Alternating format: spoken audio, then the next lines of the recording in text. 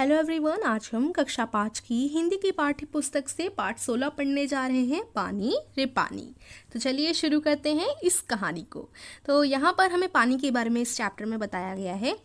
तो कहाँ से आता है हमारा पानी और फिर कहाँ चला जाता है हमारा पानी। हमने कभी इस बारे में कुछ सोचा है? सोचा तो नहीं होगा शायद, पर इस बारे में पढ़ा ज़रूर है कि कहाँ से हमारा पानी आता है फिर कहाँ को चला जाता है। इस बारे में हमने कहाँ पर पढ़ा है? भूगोल की किताबों में, जियोग्राफी या आपकी जो ईवीएस है, आपकी ईवीएस की किताब में आपने पढ़ा होगा कि पढ़ते समय जल चक्र जैसी बातें हमें बताई जाती हैं। जल चक्र को इंग्लिश में हम वाटर साइकिल कहते हैं, ठीक है।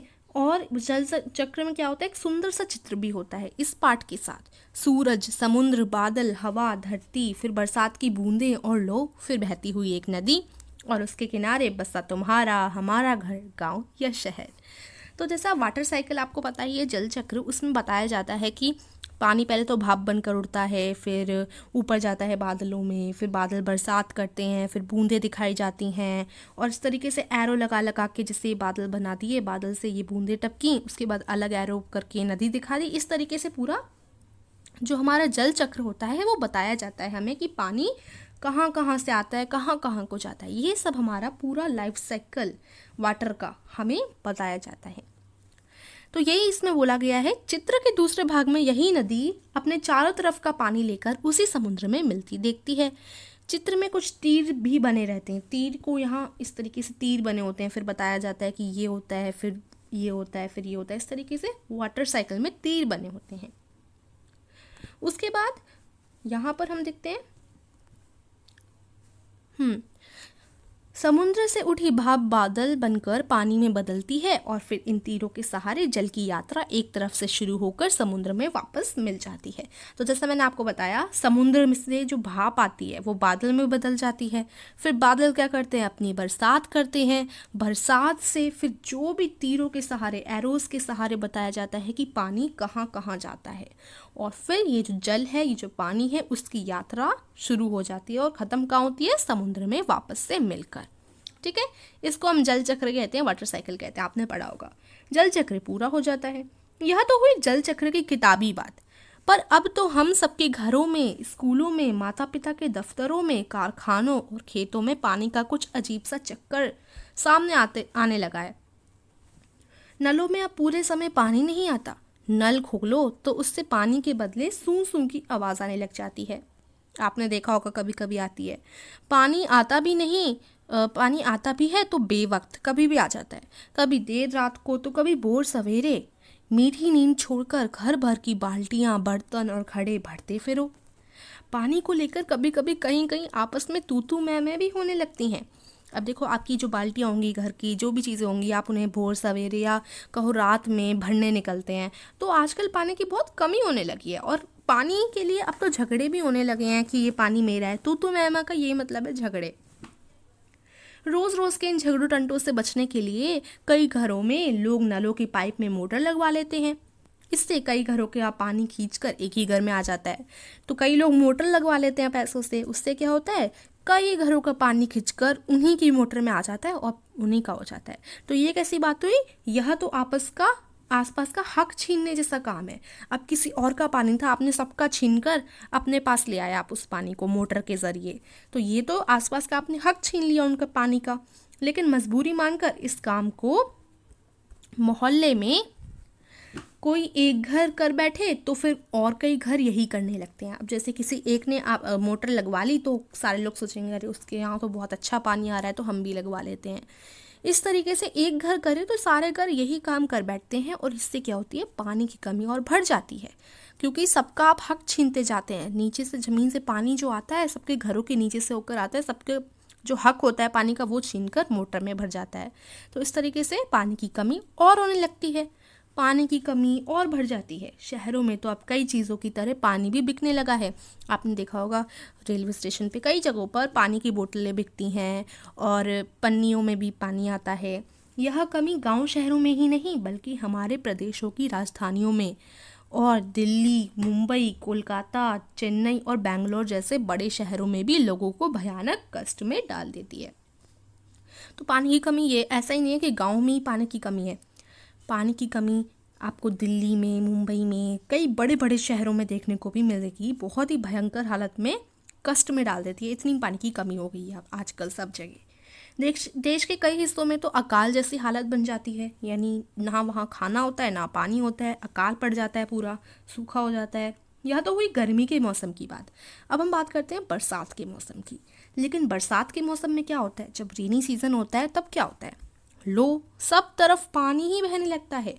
हमारे तुम्हारे घर, स्कूल, सड़कों, रेल की पटरियों पर पानी भर जाता है। कभी तो देखिए गर्मियों में तो बिल्कुल ही पानी नहीं होता, और जब बरसात के मौसम होता है तो हर जगह पानी पानी पानी भरा रहता है। देश के कई भाग बाढ़ में डूब जाते हैं। तो जैसे पानी इतना भर जाता है कि बाढ़ आ जाती है। यह बाढ़ ना गाँव को छोड़ती है और ना मुंबई जैसे बड़े शहरों को। कुछ दिनों के लिए सब कुछ थम जाता है, सब कुछ बह जाता है।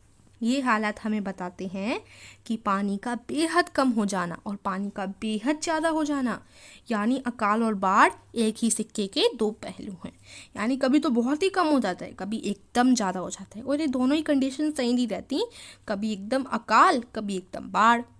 यदि हम इन दोनों को ठीक से समझ सकें और संभाल लें तो इन कई समस्याओं से छुटकारा मिल सकता है।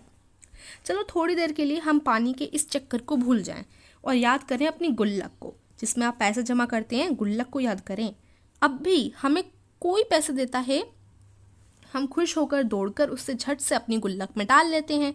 अब कोई पड़ोसी या कोई भी आपको रिश्तेदार आपको पैसे दे या कोई भी दे, तो आप फटाफट से पैसे लेकर अपनी गुल्लक में तो डालते हैं ना। तो अब गुल्लक को आप याद कीजिए, हमारी यह धरती भी ना इसी गुल्लक की तरह है। ये बहुत बड़ी गुल्लक है। मिट्टी की बनी इस विशाल गुल्लक में प्रकृति वर्षा के मौसम से खूब पानी बरसाती है। तो जब बारिश आती है, उससे ये जो गुल्लक है वो भर जाती है, धरती भर जाती है पानी से। तब रुपयों से भी कई गुना कीमती इस वर्षा को हम इस बड़ी गुल्लक में जमा कर लेना चाहिए। हमारे गांव में, शहर में जो छोटे बड़े तालाब, झील आती हैं, वे धरती के गुल्लक में पानी भरने का काम करते हैं। अब जैसे ऊपर से आई बरसात और जो नदी हैं, झील हैं, इन सब में पानी भर गया, तो ये सब पानी भरने का काम करते हैं। इनमें जमा पानी जमीन के नीचे छिपे नल जल के भंडार में धीरे धीरे रिसकर छनकर जा मिलता है। तो जैसे मान लीजिए तालाब है आपका, तालाब में ऊपर से वर्षा हुई और यहाँ पानी भर गया तालाब में, उसके बाद नीचे जो जल है उनमें चला जाता है पानी, मतलब ज़मीन के नीचे चला जाता है तालाब वगैरह के जरिए। ठीक है, तालाब में भरकर वो ज़मीन में पहुँच जाता है। इससे हमारा भूजल भंडार समृद्ध हो जाता है। पानी का यह खजाना हमें दिखता नहीं, लेकिन इसी खजाने से हम बरसात का मौसम बीत जाने के बाद पूरे साल भर तक अपने उपयोग के लिए घरों में, खेतों में, पाठशाला में पानी निकाल सकते हैं। तो जैसे पानी तो अब स्टोर हो गया, जब भी बारिश आती है ना, तो जो तालाब होती हैं, झील होती हैं, झरने होते हैं, वो सब अपने अंदर पानी भर के रख लेते हैं और फिर वो पानी हम ज़मीन में से इस्तेमाल करते रहते हैं आगे पूरे साल तक। घर में, खेतों में, कहीं पर भी हम उसे इस्तेमाल कर सकते हैं। लेकिन एक दौर ऐसा भी आया जब हम लोग इस छिपे खजाने का महत्व भूल गए और ज़मीन के लालच में हमने अपने तालाबों को कचरे से पाटकर भरकर समतल बना दिया। अब पानी नदियों में हमने क्या कर दिया, कचरा ठूस दिया, डाल दिया कचरा, और हम भूल गए इस खजाने को। देखते ही देखते इन पर तो कहीं मकान, कहीं बाजार, स्टेडियम और सिनेमा आदि खड़े हो गए। तो पानी को ढक दिया गया, जो तालाब थे उन पर मिट्टी सीमेंट वगैरह लगाकर स्टेडियम बन गए, मकान खड़े कर दिए, बाजार, सिनेमा आदि खड़े हो गए हैं। इस बड़ी गलती की सज़ा अब हम सबको मिल रही है। हमने जो ये मतलब पानी को वेस्ट किया है ना, उसकी सज़ा हमें अब मिल रही है। गर्मी के दिनों में हमारा नल सूख जाते हैं और बरसात के दिनों में हमारी बस्तियां डूबने लगती हैं। इसलिए यदि हमें अकाल और बाढ़ से बचना है तो अपने आसपास के जल स्रोतों की, तालाबों की और नदियों आदि की रखवाली अच्छे ढंग से करनी पड़ेगी। यानी आपको वेस्ट नहीं करना, सिर्फ इतना कहा गया है कि उतना कीजिए जितना आप कर सकते हैं पानी के लिए। जैसे आप नल खुला छोड़ देते हैं, छोटी छोटी गलतियों से भी ना पानी खूब बच सकता है। तो आप अच्छी तरीके से इनकी रखवाली करनी पड़ेगी। हम सभी लोगों को, जो सिनेमा वगैरह खड़े किए गए हैं तालाबों पर, उन्हें कम से कम किया जाए, जितना कम हो सकता है जल को बचाया जाए। क्योंकि आगे एक समय ऐसा भी आने वाला है जब बड़े बड़े लोग भी पानी नहीं खरीद पाएंगे, क्योंकि पानी होगा ही नहीं, इतनी कमी पड़ जाएगी धरती पर पानी की। तो अगर हम अभी से इसको नहीं बचाएंगे तो आगे बहुत ही ज़्यादा अकाल वगैरह पड़ने वाला है। जल चक्र हम ठीक से समझें। जब बरसात हो तो उसे थाम लें। अपना भूजल भंडार सुरक्षित रखें, अपनी गुल्लक भरते रहें, तभी हमें ज़रूरत के समय पानी की कोई कमी नहीं आएगी। अगर मान लीजिए आप पानी लेते रहेंगे और गुल्लक अपनी भरेंगे नहीं, यानी पानी को जमा नहीं करेंगे, स्टोर नहीं करेंगे, तो क्या होगा, एक समय ऐसा आएगा जब आपके पास पानी की बहुत कमी हो जाएगी, क्योंकि आप पानी निकालते जाते हैं। अब जैसे गुल्लक की बात करें तो आप गुल्लक से पैसे निकालते जाएं, भरे नहीं, जमा नहीं करें, तो क्या होता है, गुल्लक खाली हो जाती है ना। इसी प्रकार से पानी की बात है। यदि हमने जल चक्र का ठीक उपयोग नहीं किया तो हम पानी के चक्कर में फंसते चले जाएंगे। तो पानी को समझिए, अकाल वगैरह से, इन सूखे से बचिए और अच्छी तरीके से पानी को वेस्ट ना कर बचाइए। तो ये लिखा है अनुपम मिश्र ने।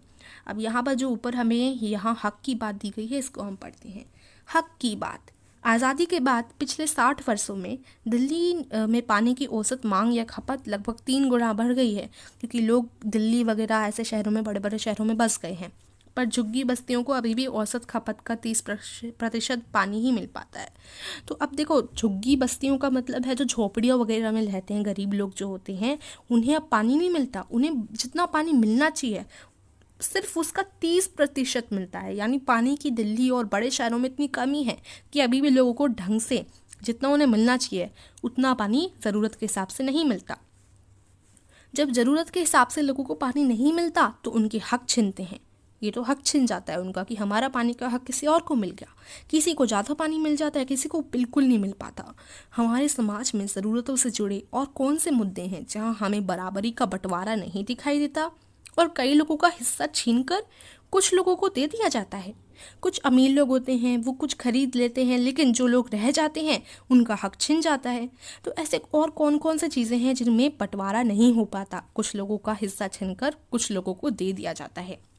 कक्षा में और घर पर बड़ों के साथ चर्चा करें। तो आप घर पर बड़ों के साथ चर्चा कर सकते हैं इस बारे में, ठीक है। तो ये हमारा चैप्टर फिनिश हो गया और आई होप आपको समझ आया होगा और पानी के बारे में भी काफ़ी कुछ नॉलेज मिली होगी। तो हमें क्या करना चाहिए, पानी को वेस्ट ना करके उसे बचाना चाहिए। तो अगर आपको चैप्टर अच्छा लगता है तो वीडियो को ज़रूर लाइक कीजिए और हमारे चैनल को सब्सक्राइब भी कीजिए। Thank you.